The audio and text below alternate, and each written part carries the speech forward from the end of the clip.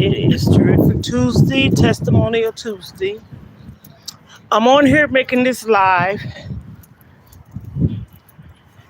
because of things that I talk about quite often. One of the things that I talk about, going to continue to talk about, not going to stop talking about, is support.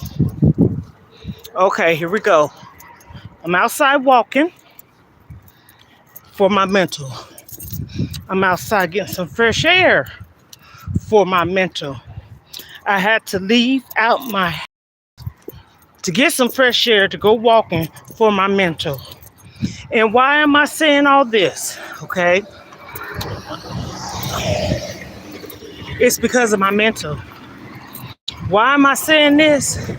Because oftentimes we all go through something in life, and a lot of us, or some of us, do not know how to overcome our issues. One, the loss of a loved one. And when I say loved one, it could be a friend, family friend, sister, brother, cousin, uncle, mom, dad, brothers and sisters, if I didn't say that. In so many ways. It can also be in the shape or not just human beings, it could be animals, dogs, cats. You know, a lot of times people use service animals and things of that nature. I'm sitting out here getting some fresh air, and I'm doing this because I need to for my mental. So I'm on here today talking about the loss of a loved one. A lot of people will say, why do people take stuff to the social media? Okay, why do they? Everybody comes to social media. I don't care if it's for a celebrity. I don't care if it's for themselves or a loved one or who have you may be. I'm not for everyone, but I'm for someone. I'm going to continue to talk about this, and I'm talking about the loss of a loved one. If you're coming on here, I'm not paying attention to no unnecessary stuff because I'm talking about the loss of a loved one. I know a lot of you have seen that I have talked about my sister, and she was sick. And when I say sick, see, people need to have a heart. She was really sick. She was sick longer than I knew, but the times that I knew that she was really, really sick probably happened maybe 7, 8 months ago. I cherished every moment I had with my sister. She's the oldest, I'm the second. Now I'm the oldest, but in all reality, she's still here. She suffered. She suffered. She suffered. I know I'm saying it a lot of times, and I want to. So, to see my oldest sister suffer tore me apart. Some of the things that I was saying on my channel, and I'm bringing this up because if you don't know, you coming in the door, recaps. No, this is not no Debbie Downer platform or channel or whatever you might want to call it. If you subscribe to me, you subscribe to me. I don't know why you subscribe. Hopefully you subscribe because of some of the things that I was sharing.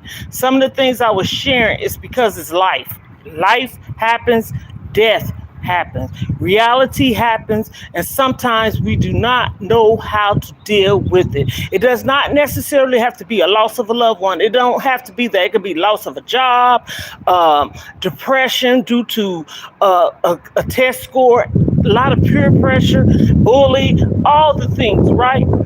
We need to get to the reality of what is going on in this world. And I know we're not united, we divided. And it's a shame that people is in the United States of America where we're supposed to be free, and people want to come over here because they want that freedom, and we don't know how to act. I'm saying all this, and I'm being a little kind of anxious with it because I'm passionate about what I say. My sister suffered, and I was able to give her peace. Okay? How did you do that? I'm going to tell you. When she was in the hospital and she was put on a ventilator, okay, to breathe for her. Of course, she was already gone, but she still was here. But she was still here. And I got to see her that way and in that condition. And when I tell you, I'm saying this because I was horrified. I was horrified. But we got to see it. So we all said we loved her. I have 3 sisters. I had a brother, somebody took his life. My mom's no longer living. So I'm the one in my family that is, I don't know which word I want to say, but I'm everybody's mama. Let me just say it like that. Even my older sister. I had 2 young sisters, 1 older sister, 4 girls my mom had. Okay? And when I tell you, each time I saw my sister the way she was, it did something to me. But I still had hope. I still had faith. I still believe that there's a natural healer. I believe there's a God, and I know He will make miracles, signs, and wonders. And I prayed and I prayed and I prayed, and I didn't ask Him for nothing. I would talk to Him and stuff like that. And when people always say you need to pray about it, to me, there's more than that. But that's the key, most important thing we should do. Should always have faith. Whatever your religion is, I don't talk religion. I don't care what you is. That's your business. You be what you want to be. I know what I am. But I believe in a higher power. I have faith in things. And I talk to God. I pray for my sister. Whatever she may have done, please forgive her of her sins. That's how deep I was with this. So when we saw her towards the last stages, last week to be exact, I still had hope. Every time the phone rang, you're jumping or you're nervous and you don't know what to do, because we all was in group chats and keeping communication, and you see 5 people in there and you're like, oh my goodness, what's going on pins and needles, not being able to sleep, losing rest.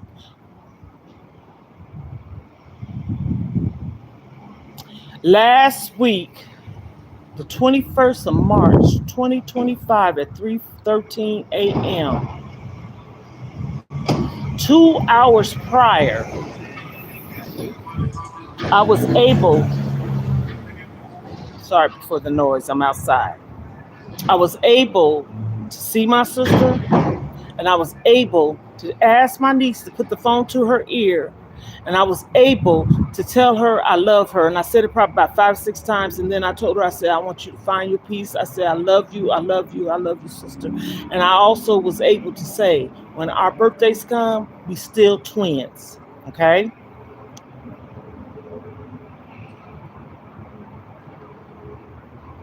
I said these things to my sister. And my niece said, oh my goodness, Auntie, Mama's crying. She's crying, Auntie. And I was like, oh my goodness. So that let me know she was still here. My niece went outside. I was on the phone with her, talking to her, because she was hyperventilating. Get you some fresh air, baby. Get out of there. You don't need to be in there. You don't need to be in there no more. So as I'm saying that, there was 2 other ladies that I know. They went up there, and I heard somebody say they took some pictures. Next thing you know, I get photos coming in my phone, the one I have now, because I have a total of 3. And I didn't look at them. I glanced, like trying to see, and I said, okay, I got the photos, but I still didn't see completely what they look like. Let me correct myself. And I said, okay, I don't want these photos in my phone. So I took my head and my finger and just like to the side to see if I deleted each one of them. It was total 5. So as I go further into my phone, the memory part of it, I guess, I saw the photos. And actually the photos was bigger than the photos actually was when I first initially thought I deleted them. I hope I'm making sense, and I know I am. What bothers me the most is the most horrific, gruesomest thing I have ever seen in someone that has passed away.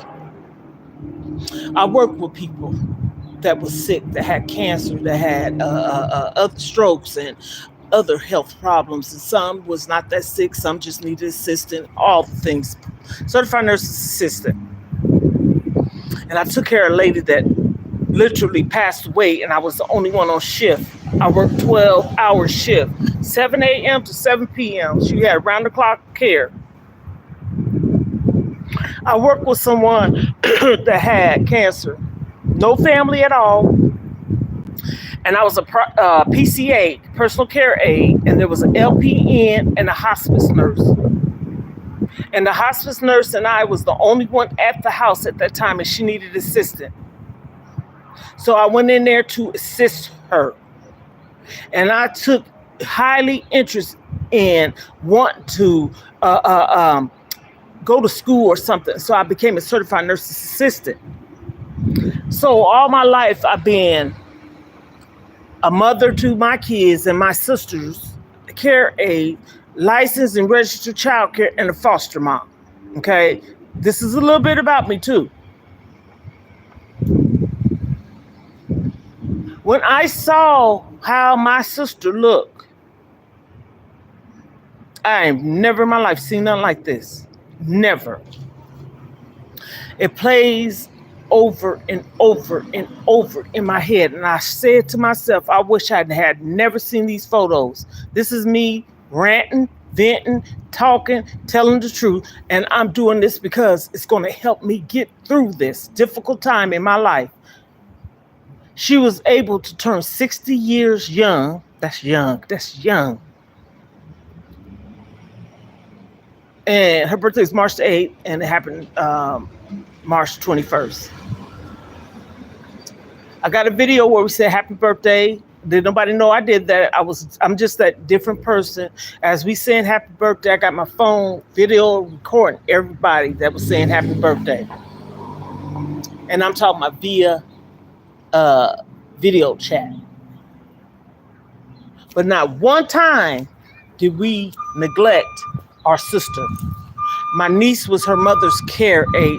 That takes a lot out of you, knowing that you care for a sick parent, kid, sibling, whatever. Even people you work with in nursing facility or assisted living facilities. I never worked in a nursing home. I worked in an assisted living facility, and yes, it is a difference. I feel the assisted living facility is more of the needer. I hope he ain't going to my house. I have to go too, because I got a package that needs to be picked up, and I see the postman. But anyhow, they're a little bit different. And so I'm going to see if this mailman can come over here and get these 2 boxes I've been needing to pick up for the last 3 days. So I'm not trying to be all over the place when I'm talking. So the moral to this story is, sorry that I had to say that. I'm walking back home because I got to get these packages, because I got one going all the way into Nigeria. I have items and merch and things that I have made and I sold. So you can check out, I made some vitamin C homemade remedy oil. And when I tell you, Excuse me. Excuse me. Oh, have you been over there yet? Okay, because I have 2 packages that needs to be picked up. Okay, thank you. Sorry about that. I've been needing them picked up for the last 4 days, and I've been scheduled this pickup. You can have the mailman pick up packages from your door. Hell, I might go get them, take them back over there. I need to walk any damn ways. So, I'm saying all this, and I'm sorry that I cut into it. I just didn't want to miss this, because people pay for their money. I want their stuff gone. But anyhow, it's meant for me to say this. It's meant for me to share this, because during this difficult time for me, I done suffered in silence. I done suffered in silence before. And I've been coming outside getting some fresh air and walk. It's, like therapeutic to your mind. Exercise. And I needed to put this out in the atmosphere. I needed to talk about it and stuff like that. So I feel a little sense of relief, but it still hurts me, because that was my sister. And I have to help with some difficult arrangements, which I already got a head start. I started that same day, actually. And that's hard.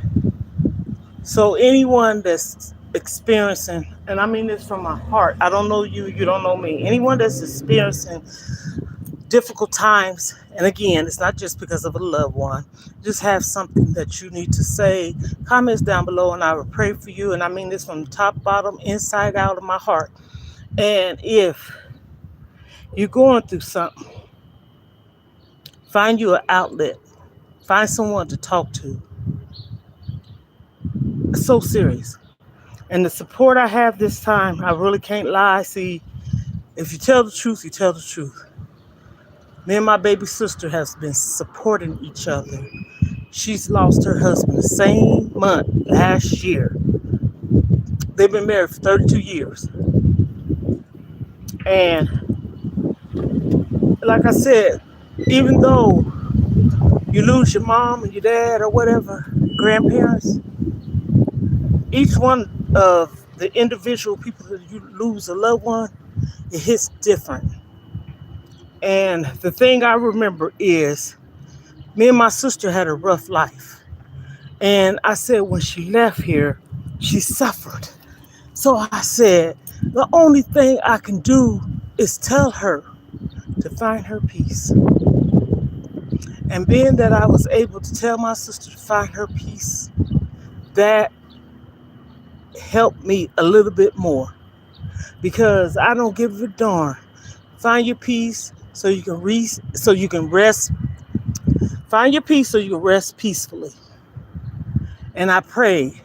She was baptized in the name of Jesus twice. I think maybe 3 times, but I know for a fact she's been baptized. So she's saved. And again, I was her voice, her thinking process to help her transition with this much difficult time that we had to endure. And I've been supporting my baby sister. She done endured so many losses. My youngest sister, her oldest daughter, her 3 grandbabies, and our brother and our mother and our niece, and my sister and her daughter and her son, people taking lives and stuff like that. My uncle said something that made sense. Then I'm going to get off here because the man's about to pull around. It's one thing when you lose a loved one to illnesses, and that's sad and bad enough. But when somebody be a coward, that's what I call them, and take somebody's life, that's a hard pill to swallow. My brother's life was taken at the age of 35, 36. He would have been 48. And almost kind of reminded my sister. She passed away. Her birthday is March the 8th. She passed away 21st. His birthday was October 11th. He passed away 11 days after his birthday. Somebody took his life. And he went fighting. He didn't even see it coming. No. People say, "Oh, what did he do?" No, he didn't do nothing. It just was a case of jealousy, and he didn't do nothing.